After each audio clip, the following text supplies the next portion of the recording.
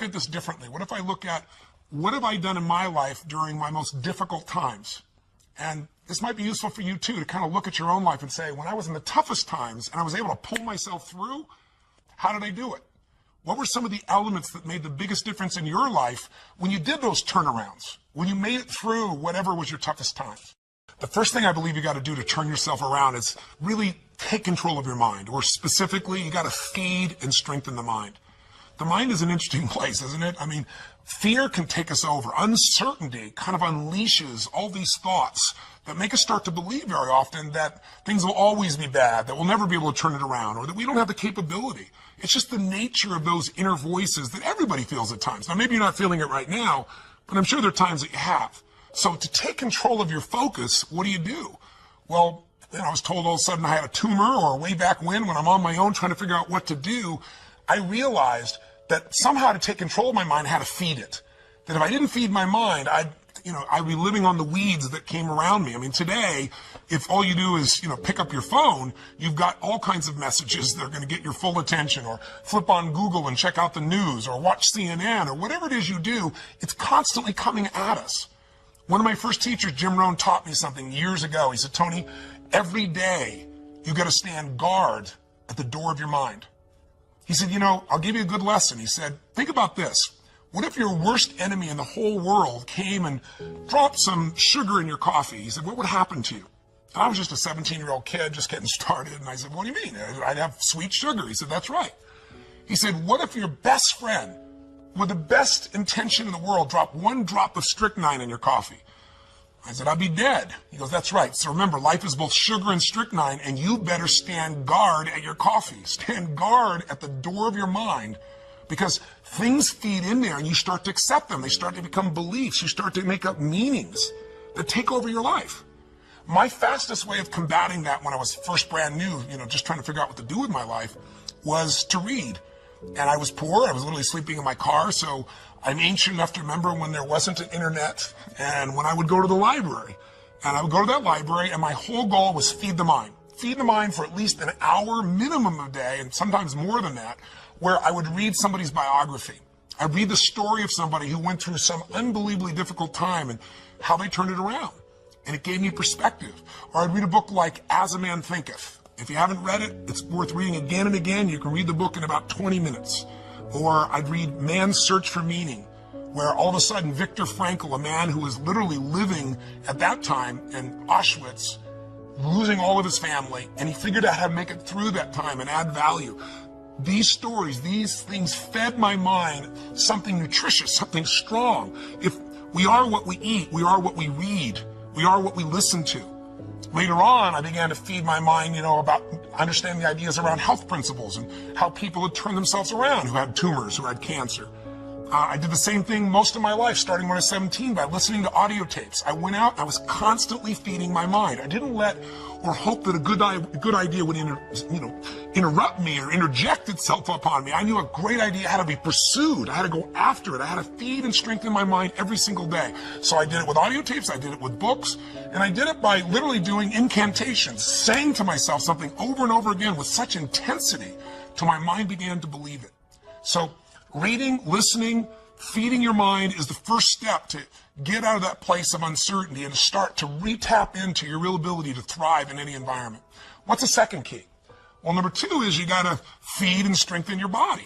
As simple as that sounds, if you've been around any of my work at all, I believe physiology first. And sometimes even try to feed your mind. You can feed it, but those thoughts keep coming back. What's going to change that mind faster than anything else is a radical change in your body. A radical shift in your physiology. How do you do it? Well, think about this. When times are really uncertain, fear creeps in. And what is fear? Fear is something quite physical. It takes a hold of you when it's really there and intense. We've all had that gut level fear, that dark night of the soul at times where it feels like, nothing's going to work. So how do you turn it around? Yeah, you feed your mind, but you also strengthen that body. When's the last time you really pushed yourself? You went on a run, a slight jog or a walk, but at the end, you pushed yourself for that last 2 minutes, 5 minutes, whatever it was, till you felt like your heart was pumping up, like you're going to spit out blood, where there was an intensity in you. I know I sound over the top, but that's how I turned myself around. Way back then, when I was literally just starting my journey, I was 38 pounds heavier than I am now, and I was starting to feed my mind, but it wasn't enough. I had to really feed my body, and the way I did it is I decided to go on this run. I picked up, these, in those days I had cassette tapes. Again, that's how ancient I am, sorry, there was a time before, iPods or anything of that nature, and I listened to this song, this cassette tape. It was by this group, and it was a female group called Heart, and the song was Barracuda, I'll never forget. And I went out there and I decided to go on a run. I hadn't run for God only knows how long, years. And I had a nice big fat belly.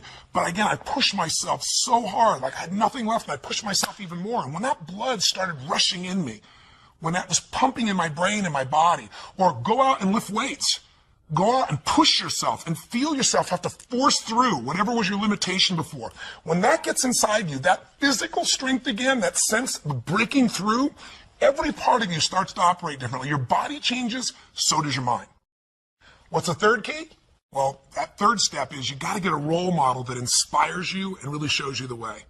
One of the biggest things that'll change you once you're mentally and physically strong is you need to believe. You need to not just have a sense of certainty, but you got to believe that there is a pathway to get to where you want to be. Whatever it is you want to change, whether it be your body, your mind, your emotions, your finances, your relationship, you need a role model. So, for example, last October, I realized I only had a few minutes to be on television. How do I get these people that think they've lost their nest egg and it'll never come back to not just think I'm being positive, but show them a real example? That's what a role model is, I should say. It's a real example. So I thought, well, the best example is just show them history. So at that time, they interviewed me and they said, well, many stocks have gone from $80 and in the last few months they're down to $8. I said, well, let me tell you the good news and the bad news. Some of those $8 stocks are going to be $5 or $2 or $1. Many of them are going to go to 75 cents.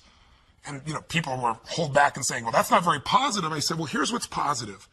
If you study the patterns of history, if you look back to what happened in the 1930s, if you see what happened in the 1970s, during that time as well, when the market went through this huge crash in the Depression or in the 70s, there was a period of time not that long afterwards when there was this big growth. An $8 stock that went down to $1 or 75 cents didn't make it back to $80 right away. That took decades. But a 75-cent stock that had been $80 or 50 or 60 would go from 75 cents to $5 literally in a month or two or three. It's happened twice before. It's happened during the same pattern. There's a role model for this.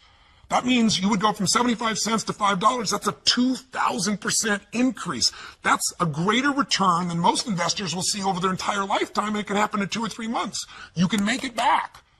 Now, I said, but I don't know if now's the time to jump in. I just know that time is coming. You got to study it. And then, I told investors, look at Sir John Templeton. He had just passed away a few months before. I was fortunate enough to know him. If you don't know the name, he's one of the greatest investors in history. And he became an investor, a billionaire, I should say, by being an investor, and he started with $10,000. How do you do that? He did it because he believed you make all your money at times of maximum pessimism. That was his role model. In 1939, the Depression is going on, Hitler invades Poland, and he's in a place where all heck is breaking loose, and he took his $10,000 and he invested it all he could in the stock market, bought stocks that cost $1. Many of these stocks were near bankruptcy. But what do you think happened after the war? Things got back to normal. The season always comes back. He became a billionaire from those investments. He invested in Japan when no one would invest in Japan because no role model would do that. They just got bombed. The country's down to mud and dirt. He bought things for pennies that grew and he sold them for a huge profit. If you're looking to make your business successful today and you're trying to think, how do I do this in this tight economy? Look around at role models. Who around you is still doing well? There are people. You just got to find them. Look at Zappos. Zappos is a company that only a few years ago was sitting around in a garage, and in this economy, they're thriving, selling shoes. They're going to do $1 billion this year. Or better yet, if you're just feeling like you lost your job, you've lost your home, you've lost your income, your nest egg, or you're facing just unbelievable challenge, then look at somebody like a Nick V. If you don't know who I'm talking about, go to my blog and watch a video of him. I'm shortening his name. It's very hard to pronounce his name. I'll be respectful, but I've got his whole story there. You can watch it. Here's a guy that was born with no arms and no legs. I mean, literally, he can't dress himself, can't move, can't feed himself. He wanted to die. He was totally depressed. And in one day, he figured out a different way of looking at life. He somehow began to strengthen his mind and body, and he got a different role model of what was possible inside of himself. And now he inspires people all over the world. Little kids who think they have a big problem, adults who think they have a big problem, meet him and go, how does he even make a phone call? And you'll see him do it. He's got this one little web foot. Please go see it. You'll be inspired. We all need contrast sometimes. Not only role models of how to get it done and be successful, but role models of how to deal with our problems and our challenges. So get a role model that'll inspire you and show you the way. And the fourth key now is you've got to get a proven plan, and you got to take massive action. Don't even worry about a proven plan. There are lots of role models. Hopefully they'll prove it to you, but get a plan. Do something. I tell people all the time, you got to remember the power of massive action. So often in life, people don't begin the journey because they're not quite sure what to do or how to do it right or how to do it perfect. If you want to change your body, get yourself moving. Don't wait for the perfect trainer. Just go out there and move. Put on your shoes and move and get momentum. Just remember, progress equals happiness. If you can start to make progress, if you can get yourself going, even if it's not perfect, if it doesn't work, you know what to do. Just change your approach. If that doesn't work, change your approach. But if there's anything that'll shift your life, that'll get you to thrive in a difficult situation, is take some massive action. Try something else. Change it, try it, move it. I go on and on this, but I'll be respectful to your time. So let me give you the final key, number 5. Number 5, I think, is the most important of all. So just to remind you, first thing you got to do is feed and strengthen that mind. Read, listen, feed the mind. Take control of that focus. Stand guard at what other people are saying. Focus on what it is you're here to give, what you can control, what you can make happen. Number 2, feed and strengthen that body. Remember, fear, uncertainty, they're physical experiences. So the best way to deal with something physical is get physical. Change that body. Go lift some weights. Go for that run. Do something that's going to get you in that state. If you've been to our seminars, you know exactly what to do. But get that hour of power going, that 15 minutes to thrive, if you're familiar with that, to train your body and mind to be strong again. Number 3, make sure you put yourself in that position where you find a role model that's going to inspire you and show you that way. Maybe it's a contrasting role model. You think your life's so tough? Find somebody with tougher who's really turned it around. Or maybe it's just somebody who's really succeeded. That you can now see there is a way. There's a way through. There's a way to make this happen, even in the toughest times. There's always a way. 4, make sure you get yourself into action. Get a plan, take massive action. And then number 5, most importantly of all of them, feed your spirit. Feed and strengthen your spirit. And there's only one way to do that. It's to find what you're grateful for and to take time, whether it be prayer for you or just taking a moment to think about what it is that's so lucky in your life. There's a rejuvenation in our spirit when we stop taking things for granted. And when, most importantly, what feeds your spirit is to give, to find a way to do something for someone else who's worse off than you are. Because what is this all about? It's about strength, and it's about perspective, it's about action, it's about emotion, and it's about heart. And so many people, miss the opportunity to feel like their life makes a difference.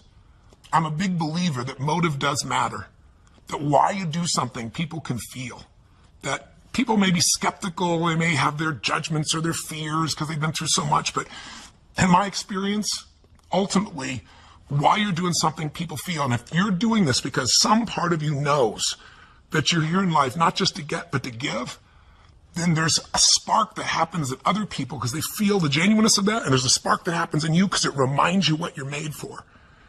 And I'm telling you this now, and I shared this with you because I want to give you some tools, but also because I want to invite you to participate in something. Thanksgiving is coming, and it's supposed to be a time of giving thanks, right? But unfortunately, for a lot of people, what we're finding is it's just about eating turkey or, eating so much and going and watching the ball game and forgetting what the spirit of the holiday is really about. Many of you who know me probably know the story of what's happened in my life and why I'm sharing this with you right now. Because when I was 11 years old, my family, a young brother and sister, I'm the oldest, and my father and my mother, we were in a position where my father had lost his job and we had no money and no food. And we wouldn't have starved, but we certainly weren't going to have a Thanksgiving dinner, that's for sure.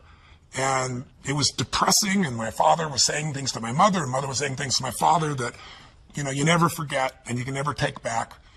And we were in this psychological, emotional hole, and it felt like nothing could get better.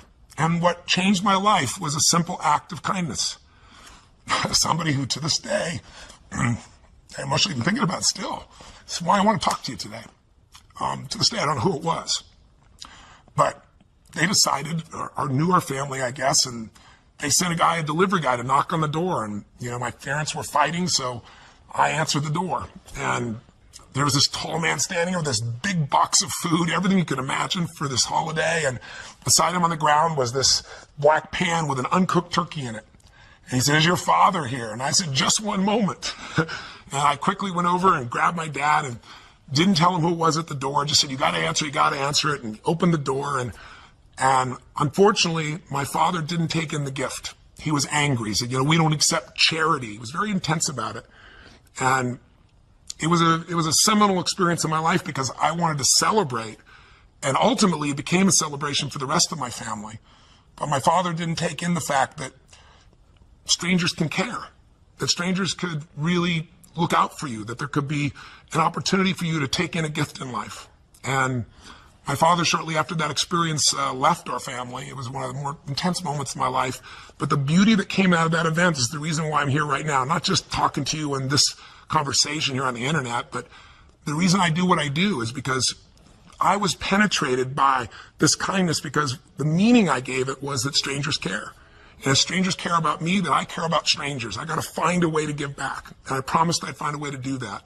And so by the time I was 17 years old, I figured out how to do it. I wasn't real successful yet, as you might guess, but I decided I was going to feed 2 families. And I went to the grocery store and I got 2 baskets and I went around and put enough food, for 2 different families to have this incredible dinner. And I started the journey. And I began by feeding a family with 5 kids who I had no clue, but the father had left, and it was destiny for me. Next year, I decided it was so moving and emotional, I was going to feed 4 families, and I didn't tell anybody.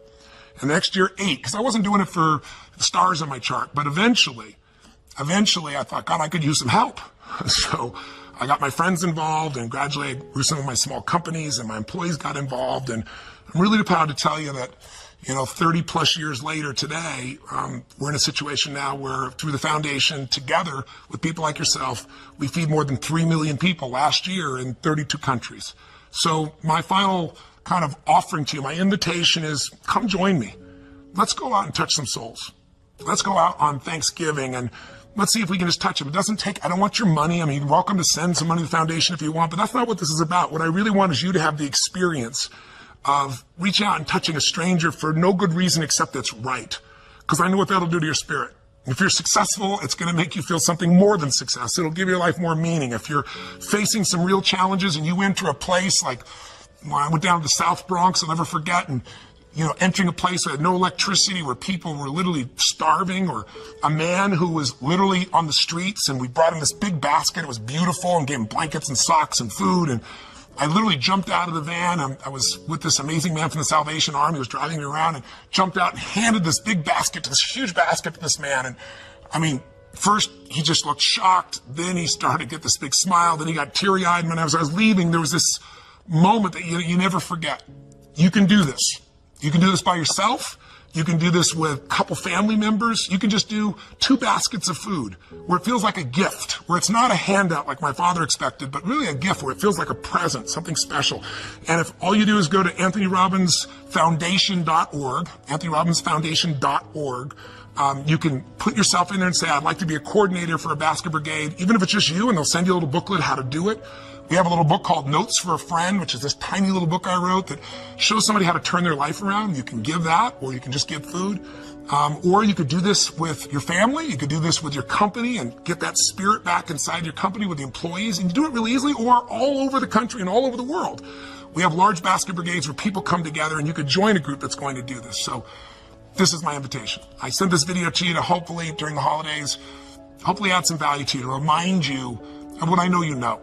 You can thrive no matter what the obstacle, no matter what the economy, no matter what the challenge. The fundamentals are really basic, and you can take back control of your life. And if you're doing well, it's to say to you, man, you and I, if we're doing well, we have responsibility to give something back. Not only responsibility, but an opportunity. So thanks for listening for so long. I hope this has been helpful for you. Sorry I'm emotional, but it doesn't matter how many decades I've been a part of this. There are people out there suffering, people out there that you could touch. And I'm one of those people that got touched. I'm here because of it. And I think I've been able to help lots of people in my life because of those challenges and because of someone caring.